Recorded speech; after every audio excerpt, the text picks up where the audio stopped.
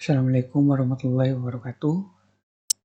Nama saya Syairuddin, NIM 176501115. Pada kesempatan kali ini, saya akan mencoba menjelaskan, memaparkan sebuah video yang berisi tentang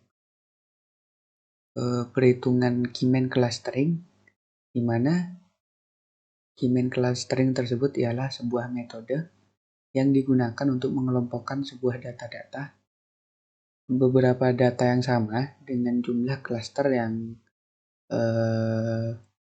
bisa kita custom. Misal kita mau cluster jadi 3 cluster. Kalau di sini saya memakai data dari sekolah, mengambil nilai dari nilai-nilai rapot sekolah, yang mana di sini kita akan dikelompokkan menjadi 3 cluster. Semua data ini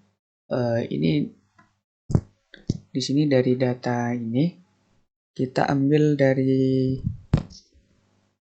25% dari T ini nilai pengetahuan, terus yang U ini nilai keterampilan, kemudian yang V ini nilai sikap spiritual, kemudian yang ini sikap sosial, yang X ini nilai ekstrakurikuler, terus yang Y nilai prestasi, kemudian yang terakhir ini nilai presensi.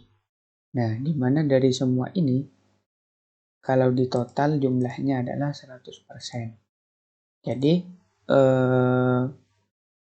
dari semua nilai ini yang dianggap paling penting adalah 2 ini, yaitu nilai pengetahuan dan nilai keterampilan.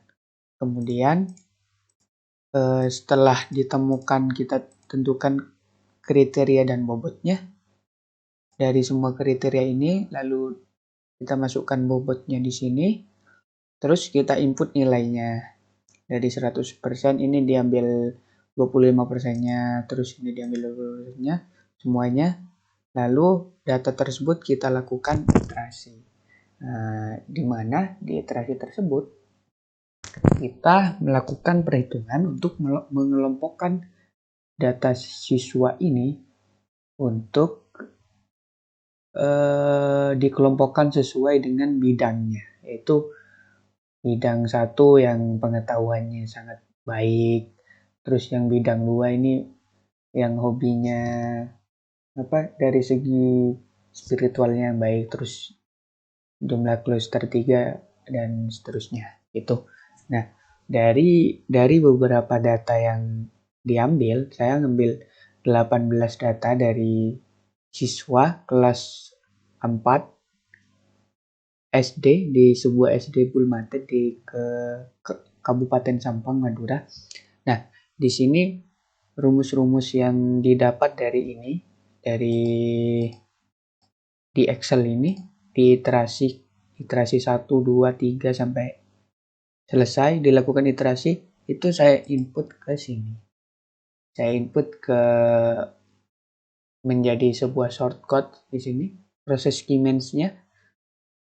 Nah, saya salin ke sini dari kriteria siswa berprestasi, nilai kriteria semuanya. Jadi sebuah sistem saya run melalui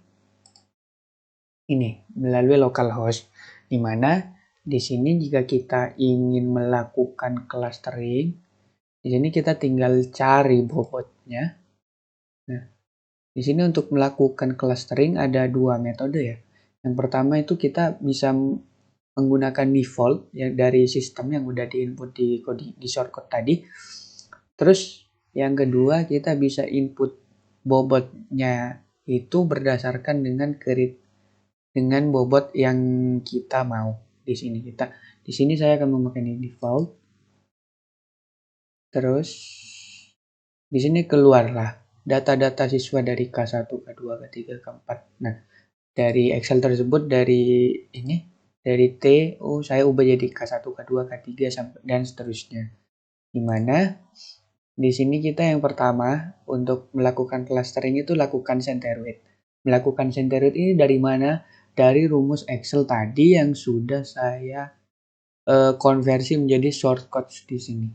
Nah, kita lakukan center weight dari beberapa nilai yang sudah diambil sesuai dengan bobot yang kita tentukan tadi. lakukan centeroid. Terus setelah dilakukan centeroid, kita ini memilih clusteringnya itu jadi 3 kelompok. Nah, kita bisa melakukan centeroid secara random yang udah ditentukan oleh sistem yang diinput di shortcut, atau bisa juga melalui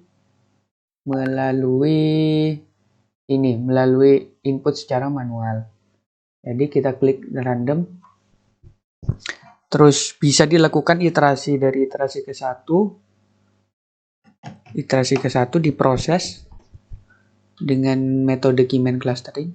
Nah, di sini terdapat C1 berapa orang, C2, terus kita lakukan iterasi lagi sampai menemukan nilai yang sudah sesuai. Gitu. Nah, dilakukan percobaan di iterasi kedua, ini nilainya berubah. Terus dilakukan lagi ke iterasi ketiga, ternyata nilainya sama. Dilakukan jika tetap dilanjut ke iterasi keempat, maka akan memunculkan nilai yang sama. Jadi, proses iterasi tadi dihentikan di proses kedua, karena setelah dilakukan iterasi ketiga, nilainya sudah sesuai dengan kriteria dan bobot tadi. Jadi, di sini ada 3 klaster ya. Yang pertama yaitu siswa paham, yang kedua adalah siswa cukup paham, dan yang ketiga itu siswa kurang paham. Dari hasil iterasi tadi, ini dapat ketahuan. Di sini ada siswa yang paham itu ada 3 orang, terus siswa yang cukup paham itu 1 orang, dan siswa yang kurang paham dari 18 siswa itu ada ini banyak sekali. Dengan ini dilakukan Keyman clustering dengan nilai bobot yang sudah ditentukan tadi. Jika kita mau custom nilai bobotnya, kriterianya nilai bobot dari kriteria kita custom, kita bisa mengetahui tuh nilai siswa paham itu diambil dari nilai apanya yang paling tertinggi. Misal dari sikap sosial, itu bisa diubah di pas melakukan di awal. Jadi untuk Keyman clustering saya kira cukup di sini. Dengan bantuan Excel, data-datanya dari sini, terus saya input ke sini alurnya, terus saya jadiin sebuah sistem yang berbasis web hingga prosesnya lebih mudah, hingga diketahuilah ini hasil akhir dari proses Keyman clustering. Kira-kira begitu saja presentasi saya.